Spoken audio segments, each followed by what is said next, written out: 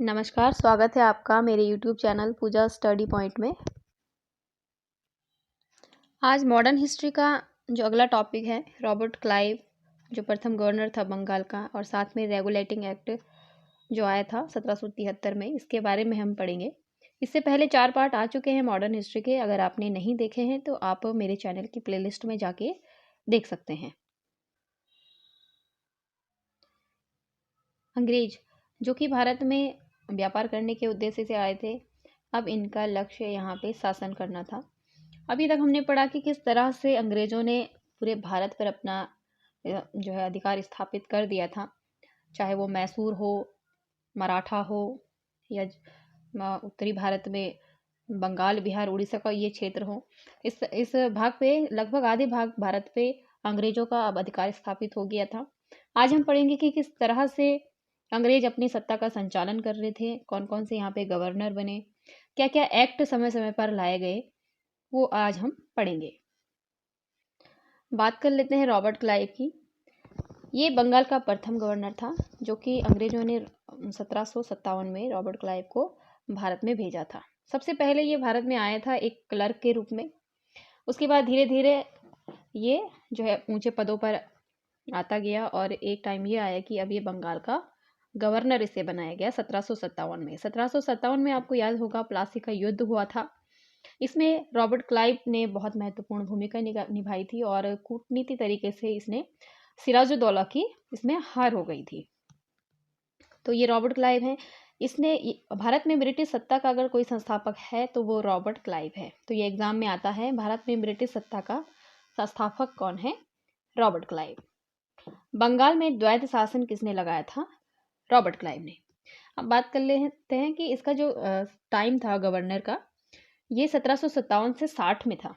अब 60 में ये क्या करता है, अपने ब्रिटेन चला जाता है, और 1765 में इसे दोबारा भेज दिया जाता है। जब 1764 में आपने देखा होगा बक्सर का युद्ध होता है, उस टाइम पे अंग्रेजी सेना का नेतृत्व कर रहा था हेक्टर मुनरो। रॉबर्ट क्लाइव को 1765 में भेजा जाता है, और ये बंगाल में द्वैध शासन लागू कर देता है। आपने यहाँ पे देखा, पहले हमने पढ़ा कि इलाहाबाद की संधि हुई थी, और बंगाल में अब इनका दीवानी अधिकार हो गया था, और द्वैध शासन इन्होंने लागू कर दिया। भारत में रॉबर्ट क्लाइव एक क्लर्क के रूप में आया था, जैसे कि मैंने बताया। प्लासी के युद्ध में अंग्रेजी सेना का नेतृत्व इसी ने किया था, और दूसरी बार जब ये गवर्नर बना तो 1765 से 67 तक ये यहाँ पे गवर्नर रहा था। एक बार दोबारा से देख लेते हैं किस तरह से रॉबर्ट क्लाइव यहाँ आया था। इलाहाबाद की संधि हुई थी 1765 में, अंग्रेज की तरफ से था रॉबर्ट क्लाइव, और बंगाल नवाब शाह आलम द्वितीय के साथ संत इलाहाबाद की संधि हुई थी। जो इसका जो निष्कर्ष निकला गया कि बंगाल, बिहार, उड़ीसा पर अंग्रेजों के दीवानी अधिकार होंगे, और बंगाल में द्वैध शासन की व्यवस्था इन्होंने लागू कर दी थी। बंगाल नवाब शाह आलम द्वितीय को 26 लाख रुपए पेंशन देने का यहाँ पे बात करी गई थी। बंगाल का जो नया नवाब बनाया गया था नजमुद्दौला। तो अब आप सोच रहे होंगे कि बंगाल में इन्होंने नया नवाब क्यों बनाया? तो इसी को द्वैध शासन कहते हैं, कि दो लोग यहाँ पे शासन कर रहे हैं, एक तो अंग्रेज हैं, एक बंगाल का नवाब इन्होंने रखा है। बंगाल का नवाब नजमुद्दौला जो है यहाँ का काम काज संभालेगा, प्रशासन देखेगा, और जो अंग्रेज हैं ये यहाँ पे इनको दीवानी अधिकार दिए गए, ये राजस्व वसूलने का यहाँ पे काम करेंगे। ठीक है, तो शासन चलाने की जिम्मेदारी बंगाल नवाब को दी गई, और कंपनी जो है कर वसूलेगी, विदेशी मामले देखेगी, और सैनिक संरक्षण के मामले यहाँ पे देखेगी। ये बात यहाँ पे रखी गई थी। जो भी काम कंपनी का था उसको करने के लिए कंपनी ने 2 उपदीवान नियुक्त किए हैं। ये भी एग्जाम में आता है कि बंगाल में कौन नियुक्त किया गया था और बिहार में कौन नियुक्त किया गया था। बंगाल में मोहम्मद रजा खां को नियुक्त किया गया था, और बिहार में राजा सितौब रॉय। बंगाल जो कि एक मुस्लिम बहुल राज्य है, तो आप अंदाज़ा लगा सकते हैं मोहम्मद रजा खां ये वहाँ पे नियुक्त थे। बात कर लेते हैं रॉबर्ट क्लाइव की। 1767 में रॉबर्ट क्लाइव दोबारा इंग्लैंड वापस चला जाता है, और 1774 में उसने आत्महत्या कर दी होती है। तो ये भी एग्जाम में आता है, वह कौन सा गवर्नर था जिसने आत्महत्या की? तो वो था रॉबर्ट क्लाइव। बात कर लेते हैं ईस्ट इंडिया कंपनी की। तो व्यापार के उद्देश्य से भारत आई ईस्ट इंडिया कंपनी ने धीरे धीरे भारत पर शासन करना शुरू कर दिया। ठीक है, कंपनी भारत में अत्याचार करने लगी, और कंपनी के कर्मचारी भ्रष्ट हो गए। जब अंग्रेज़ों को लगा कि जो भारत है इसमें आसानी से ये अपना कब्जा कर सकते हैं, तो ये धीरे-धीरे इन्होंने अब जो व्यापार करने के उद्देश्य से आई थी, अब ये शासन करने लगी, अधिकार करने लगी भारत के क्षेत्रों पे। अब इनका जो व्यवहार था ये अत्याचारी हो गया था, क्योंकि इन्हें पता था कि अगर कोई ताकतवर है यहाँ तो वो अंग्रेज़ ही हैं, और कंपनी के जो कर्मचारी थे ये भ्रष्ट हो गए थे। अब ये क्या करते थे, कंपनी के लिए काम न करके खुद के लिए करते थे, ठीक है? अपनी खुद की जेब भरते रहते थे मतलब। इन सब चीज़ों को देखते हुए ब्रिटिश संसद, जो कि इंग्लैंड में बैठी है ब्रिटिश संसद, इसने कंपनी पर लगाम लगाने के लिए 1773 का रेगुलेटिंग एक्ट लाई, ठीक है? तो ये जो रेगुलेटिंग एक्ट कब आता है? 1773 में आता है, ये एग्जाम में आता है। बंगाल का प्रथम गवर्नर जनरल वारेन हेस्टिंग्स।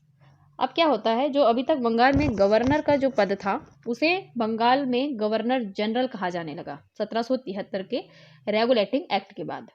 तो बंगाल का प्रथम गवर्नर जनरल वही था जो अंतिम गवर्नर था बंगाल का। ध्यान दें, बंगाल का जो अंतिम गवर्नर था वो वारेन हेस्टिंग था, और इसी को प्रथम गवर्नर जनरल बना दिया गया। मद्रास बम्बई को बंगाल के अधीन रखा गया, ठीक है? अब केंद्र क्या कौन था? कलकत्ता, बंगाल, और जो मद्रास और बम्बई में इनकी प्रेसिडेंसी थी इनको भी इसके कलकत्ता के अधीन रखा गया। 24 सदस्य BOD यानी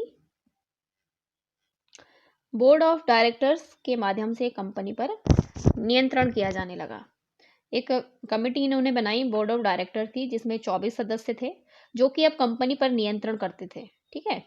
गवर्नर जनरल की सहायता के लिए 4 सदस्यीय परिषद भी बनाई गई। गवर्नर जनरल की, ध्यान रखें, गवर्नर जनरल की सहायता के लिए 4 सदस्यीय परिषद की यहाँ पे व्यवस्था की गई, जो कि अब जो गवर्नर जनरल है इसकी हेल्प करेंगे। 1774 में कलकत्ता में उच्चतम न्यायालय की स्थापना की गई। 1773 के रेगुलेटिंग एक्ट के द्वारा 1774 में कलकत्ता में उच्चतम न्यायालय की स्थापना की गई। मुख्य न्यायाधीश यहाँ पे जो बनाए गए थे प्रथम sir Elijah Aamby.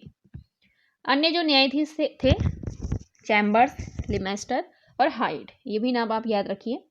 Sir Elijah Aamby ये महत्वपूर्ण है, आप इसे याद रखें। कंपनी पर भारतीयों से रिश्वत व उपहार लेने पर प्रतिबंध लगा दिया गया। अब कंपनी पर नियंत्रण के लिए रेगुलेटिंग एक्ट आया था, तो अब कंपनी को जो है अधिक भारतीयों से रिश्वत व उपहार लेने पर प्रतिबंध लगा दिया गया ब्रिटिश संसद के द्वारा।